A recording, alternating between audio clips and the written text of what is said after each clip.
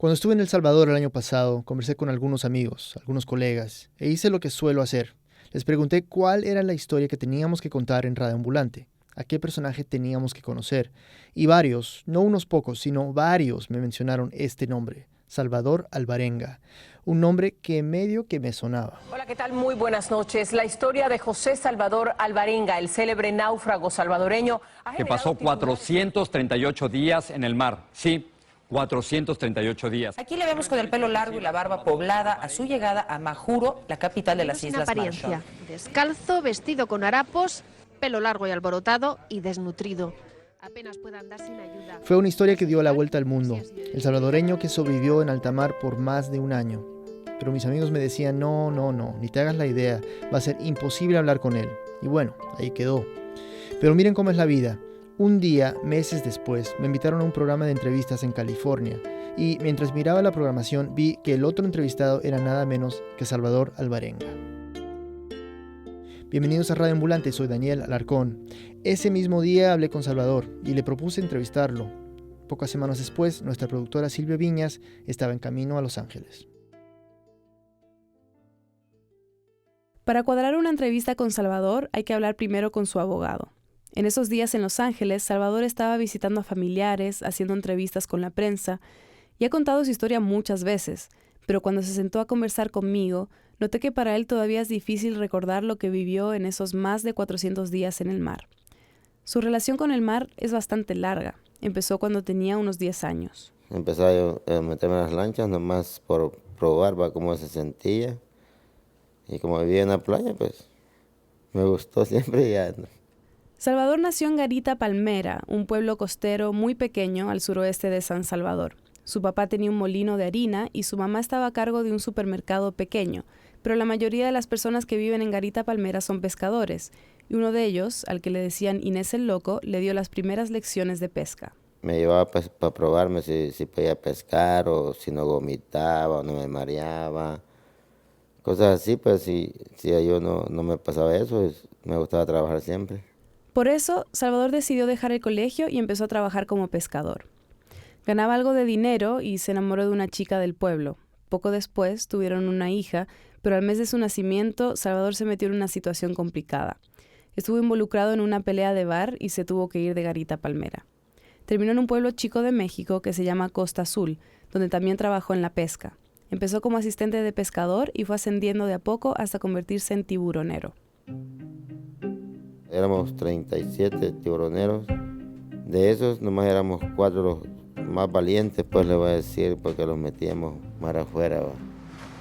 Los tiburones que pescaban medían unos 3 metros y podían llegar a pesar 140 kilos. Salvador y sus compañeros se metían 200 kilómetros mar adentro y pescaban por 3 días y 3 noches. ¿Por qué se metían tan adentro? Por lo mismo le digo que lo gustaba, bueno, a mí me gustaba la adrenalina, que sentir la presión del mar, saber mis tiempos donde pescaba y todo lo hacía yo a mi manera, mis navegadores, hasta donde alcanzaba a llegar y entre más me metía, más tiburón.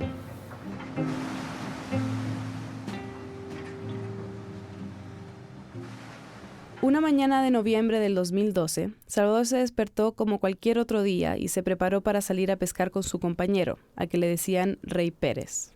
Llevaba yo ropa, cobija, navegador, radio, teléfono, comida, cigarros, cosas. Salvador era el capitán de la lancha y con Rey trabajaban muy bien. Ya llevaban años pescando juntos. Pescábamos, él hacía su trabajo, yo manejaba los motores, y él encarnaba, él mataba pescado, él... Todo bien, pues todo tranquilo, no andar peleando, siempre andar sabiendo lo que íbamos a ganar, va. Esa mañana navegaron 6 horas hasta un sitio donde sabían que la pesca era buena. Pescaron y de madrugada decidieron hacer el viaje de vuelta a tierra para bañarse, comer, reprovisionar el bote y salir de nuevo. Pero cuando llegaron a Costa Azul, Rey le dijo a Salvador que tenía que ir a firmar unos papeles. Le pidió que lo esperara, que ya venía y que podían salir a pescar de nuevo. Salvador le dijo que lo esperaría hasta las 11, pero llegaron las 11 y Rey no llegaba. Salvador no quería esperar más. Un amigo consiguió que un joven de 22 años, Ezequiel Córdoba, lo acompañara. Ezequiel y Salvador no se conocían mucho, habían jugado fútbol unas semanas antes, pero nunca habían ido a pescar juntos. Antes de salir, Willy, el dueño de las lanchas, le advirtió a los pescadores que se venía la tormenta a la que llaman el norte. Pero Salvador estaba tranquilo. Si la tormenta hubiera estado demasiado cerca, Willy no los habría dejado salir a pescar.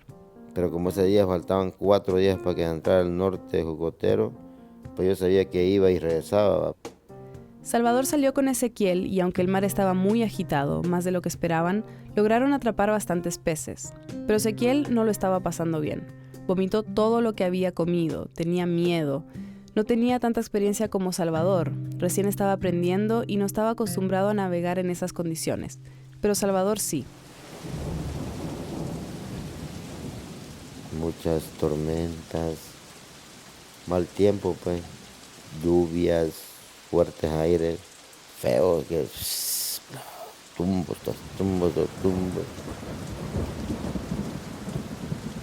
Con las olas o tumbos, como dice Salvador, y el peso de los pescados, era casi imposible controlar la lancha. Salvador tuvo que tomar una decisión. Tiré 600 kilos de pescado, porque si no tiro eso me hundo.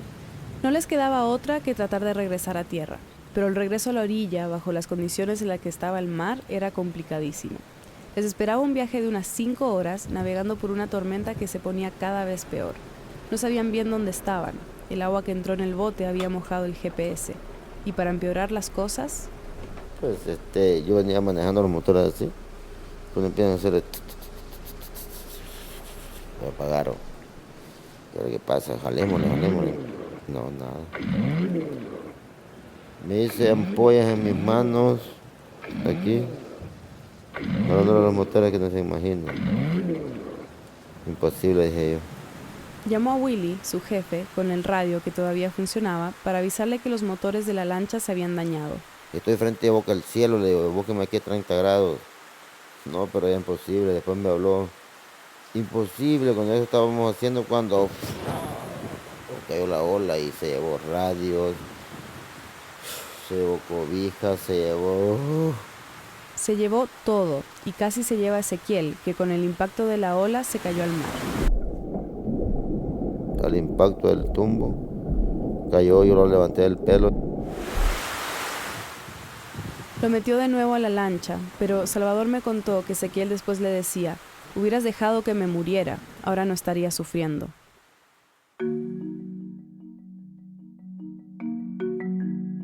Como sus compañeros en Costa Azul ya sabían que Salvador y Ezequiel estaban en problemas, enseguida empezaron a organizar un plan de rescate. Rey fue uno de los pescadores que se ofreció como voluntario para salir en esa primera búsqueda, pero no los encontraron y el mar seguía muy agitado.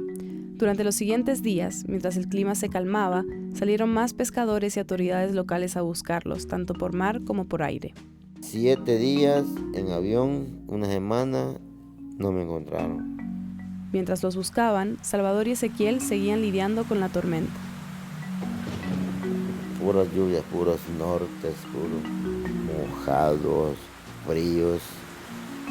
Así estuvieron casi una semana, hasta que por fin acabó la tormenta. Cuando terminó eso, me sentí yo feliz porque quedó el mar así, bien tenso. Dios mío, dije, ya pasó lo malo. Y todo era así, silencio. Con los motores dañados, sabían que ya no había manera de regresar a Costa Azul. Salvador no tenía idea en ese momento, pero ya estaban a unos 450 kilómetros de la costa de México. Salvador y Ezequiel sentían que era un milagro estar vivos y que la lancha siguiera entera. Ahí, Salvador decidió cambiarle el nombre a su lancha, de Camaroneros de la Costa número 3 a Titanic. No lo vi que rompió hielos ni nada, pero topó nortes, topó tumbos, topó cosas que la podían quebrar. Rompió récord mi lancha. Pero su Titanic no tenía techo y durante el día hacía un calor terrible. Para protegerse del sol se metían dentro de una hielera donde apenas cabían los dos. Peor aún, no tenían nada de comida ni agua y sus cuerpos ya empezaban a sentir los efectos. Doliente, estresado, dolores, sin comer tortillas, sin comer una fruta, sin comer nada, ni un calcio o algo de vitaminas, ¿no? Pues Feo. Alrededor de la lancha empezaron a ver cocos flotando. La tentación de saltar y agarrarlos era enorme, pero Salvador sabía lo peligroso que era meterse al agua. Cuando si caes al agua te comen los tiburones, o pirañas, o los cochitos. Son unos pescados muy violentos. Empezaron a ver más actividad de peces cerca de la lancha, pero también basura, residuos de frutas, botellas de plástico que alcanzaron a agarrar y con las que planeaban recolectar agua cuando por fin lloviera. No tenían nada con que armar un anzuelo, así que Salvador empezó a tratar de pescar con las manos. Al principio se le escapaban los peces, pero con la práctica perfeccionó su técnica. Topaban los pescados muy cerca de la lancha y a rato que... Los pescados, Dios mío, ya bendición. Tenía un cuchillo, 2 cuchillos andaba. Los abría, les comía las tripas, les comía los ojos, les comía todo. No desperdiciaba yo nada de él. Cuando se me iba un pescado lloraba porque sabía que se me iba. Ya habían pasado unos 10 días desde que se les había dañado el motor. En esos días vieron un avión y luego un barco a la distancia, pero nadie los vio a ellos. Y seguían sin agua. Los pescados ayudaban un poco, pero todavía tenían mucha hambre. Una noche escucharon un golpe. Era una tortuga parlama, una tortuga marina, que había chocado contra la lancha. Salvador la agarró, la mató con su cuchillo y usó un tubo del motor como pajita para tomar la sangre.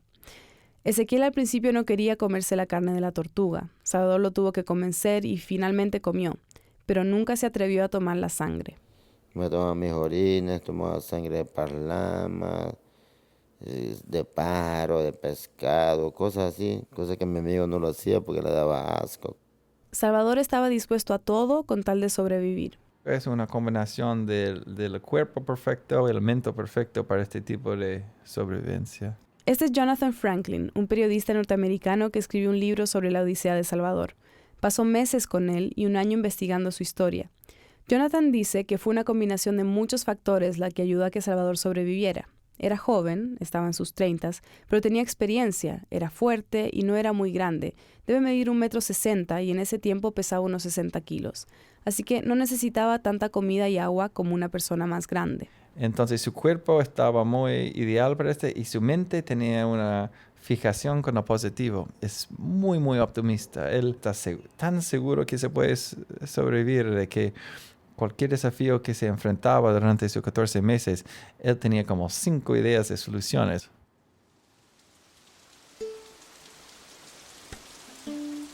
Unas 2 semanas después de quedarse sin los motores, por fin llovió.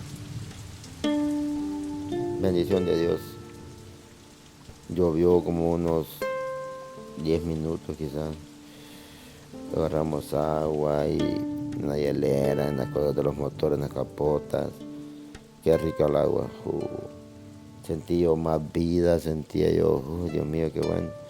Después como a los 7 días volví a llover. Ya tenía yo botellitas y la llenaba de agua llovida y la guardaba. Racionaban el agua y la comida para que les durara más tiempo. Para pasar el rato conversaban, imaginando que estaban en otro lado. Jugaban a que Salvador iba a la tienda a buscar comida. Eran como niños. Pero estos juegos les ayudaban. En las noches contábamos las estrellas. Contaba yo hasta 400, aquel hasta 1000, cosas así. A quien contara más, le decía yo.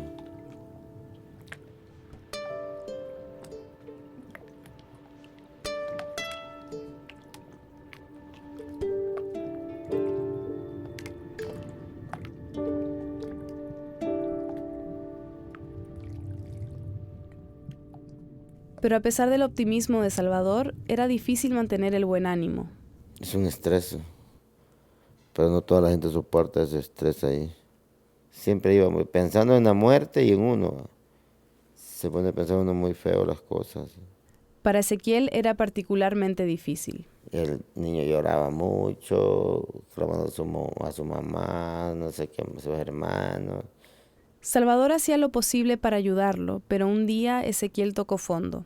A su dieta de pescados y tortugas habían agregado pájaros que obviamente se comían crudos. Un día Ezequiel no se dio cuenta de que el pájaro que había escogido para comer estaba verde por dentro. El pájaro se había comido una culebra. La culebra ya estaba disolvida en el pájaro, va. Nomás quedó el puro esqueleto. Él lo comió, no se dio cuenta hasta despuesito. Y al siguiente día no pudo comer, como se estresó, cosas de vomitar.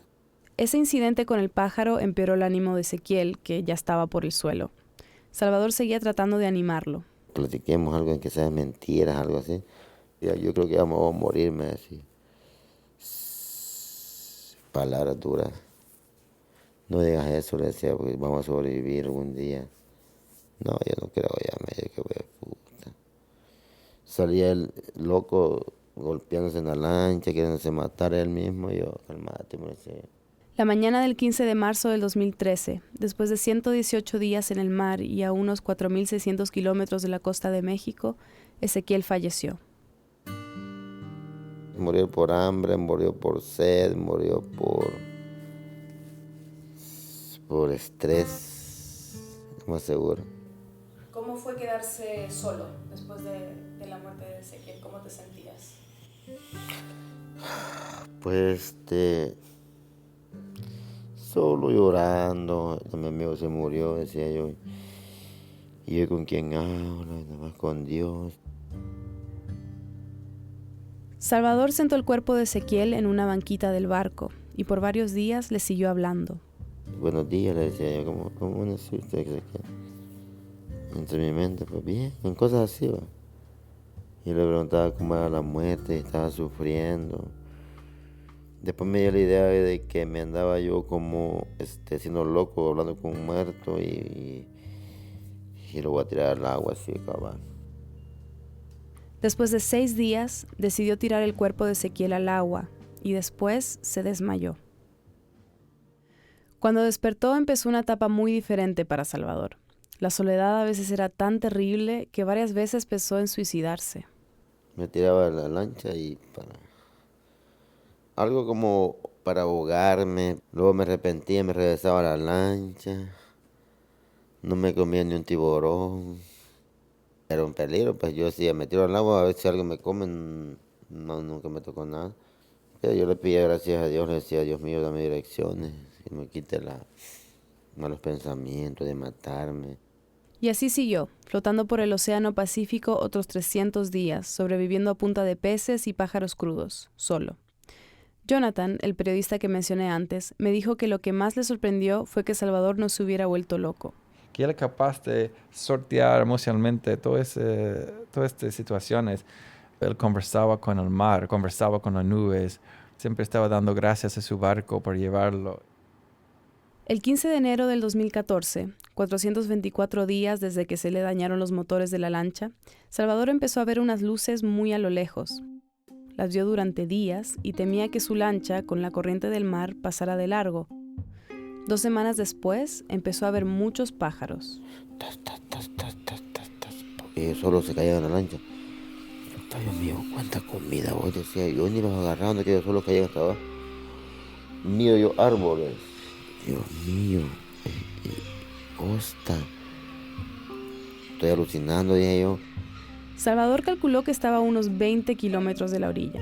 No tenía fuerzas para nadar esa distancia y sabía que podía toparse con tiburones, así que siguió en la lancha, esperando que la corriente lo llevara a la orilla.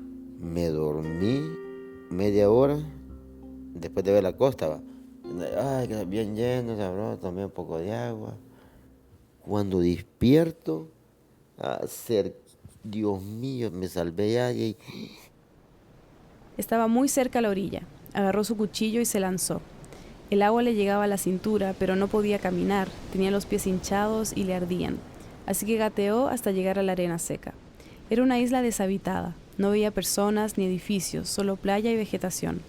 Colapsó del cansancio y se quedó dormido. Cuando despertó, siguió gateando, moviéndose hacia adentro de la isla.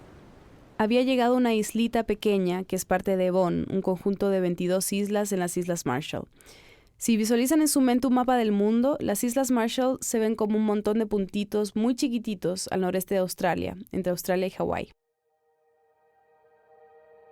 Salvador seguía gateando, paraba y descansaba, se dormía, se volvía a despertar, comía cocos que encontraba en el camino y que cortaba con su cuchillo. Seguía avanzando y así. Se quedó dormido y a la mañana siguiente vio algo rojo que al principio le costó reconocer. Estaba lejos, del otro lado de un canal, y después escuchó un gallo. Caminó hacia la mancha roja y se dio cuenta de que era una camiseta colgada de una cuerda. Tenía que parar a cada rato para descansar. Llegó a la orilla del canal y del otro lado vio la camiseta y una casita pequeña, una choza. Grité, auxilio. Desde la casita, una mujer, Emi, estaba desayunando cuando escuchó a Salvador y lo vio al otro lado del canal.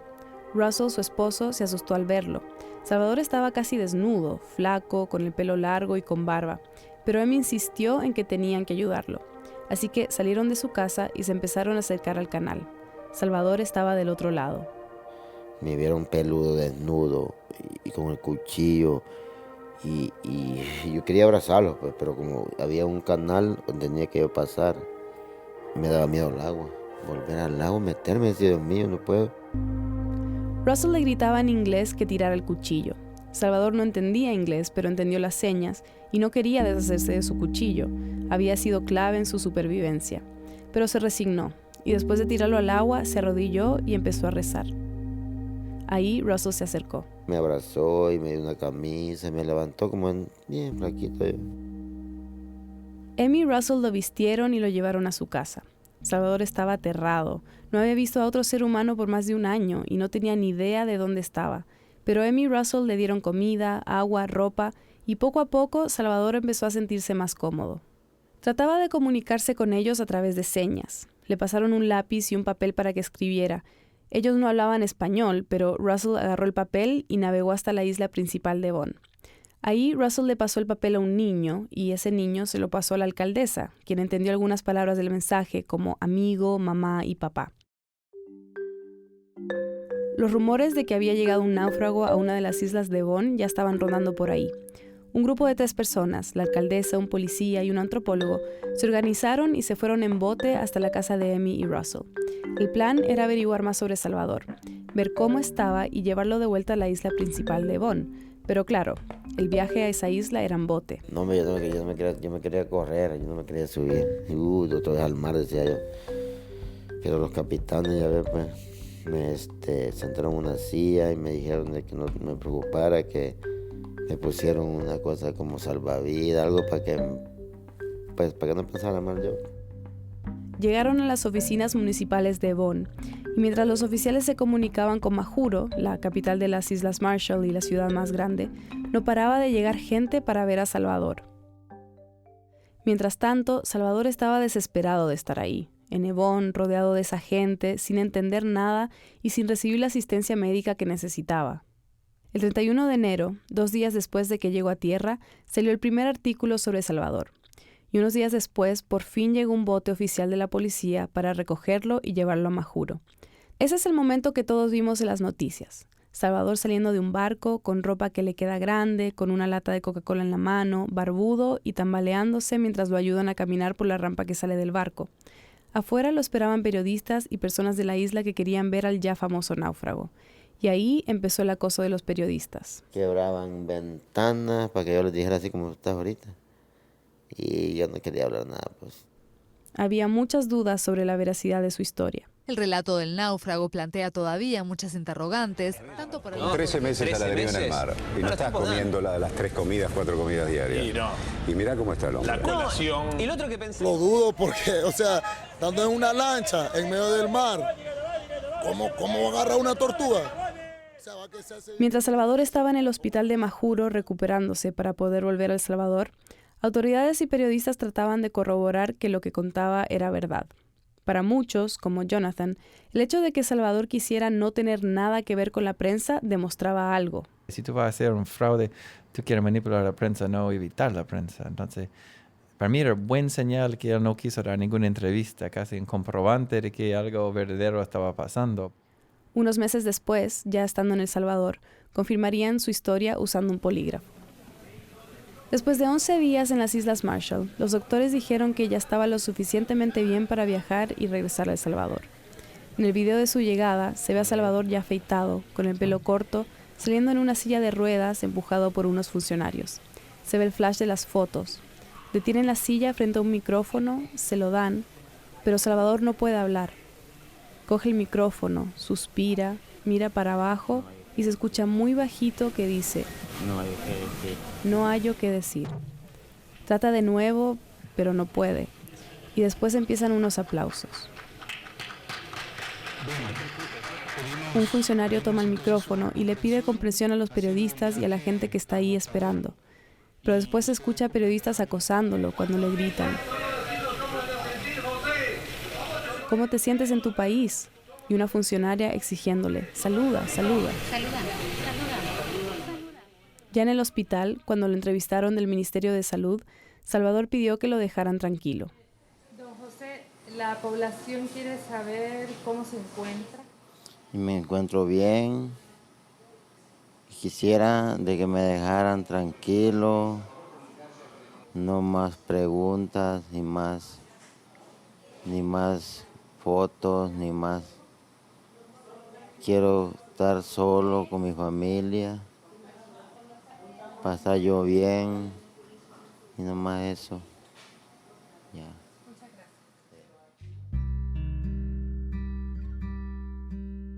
La recuperación ha sido larga, y mientras trata de sanarse física y mentalmente, ha tenido que lidiar con muchas cosas.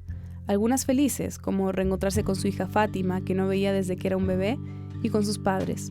Pero también ha tenido que pasar por cosas muy difíciles. Quizás una de las más duras fue regresar a México para ir a ver a la mamá de Ezequiel. Durante esos primeros días, cuando estaban en el barco, se habían hecho una promesa. Si uno de los dos moría, el que sobreviviera tenía que ir a ver a la familia del otro. Me encuentro muy duro. Yo le dije a la señora, yo estaba despreparada para que le voy a decir. Me abrazó. Lo siento, pero su hijo se quedó. Le digo, no sé qué país, no le puedo decir. Salvador dice que la mamá de Ezequiel se desmayó. Él, a pesar de todo, se sentía tranquilo por haber cumplido su promesa. Tal vez han escuchado los rumores de que la familia de Ezequiel estaba demandando a Salvador porque supuestamente se lo había comido. Eso pasó después de que entrevisté a Salvador, así que le pregunté a Jonathan al respecto, y me dijo que él muchas veces le preguntó a Salvador esto mismo. Y él siempre tiene una respuesta muy clara, dice que en ese tiempo tenía mucha comida, tenía un par de tortugas, pescado, entonces él no hablaba mucho de una cuestión moral, él hablaba de que simplemente no fue necesario. Lo de la demanda no está claro, pero la mamá de Ezequiel dice que a ella nadie le había dicho nada sobre esto, y lo más importante, que no tiene ningún resentimiento hacia Salvador. Cuando hablé con él se habían cumplido casi 2 años desde que apareció en las Islas Marshall, y desde entonces su vida ha cambiado radicalmente. Le pregunté si le gustaría que llegue el día en que nadie le pregunte más sobre sus 438 días en el mar. Imposible que siempre la gente me va a preguntar. Que hasta que me muera quizás. Sí, porque mientras siempre la voy a escuchar.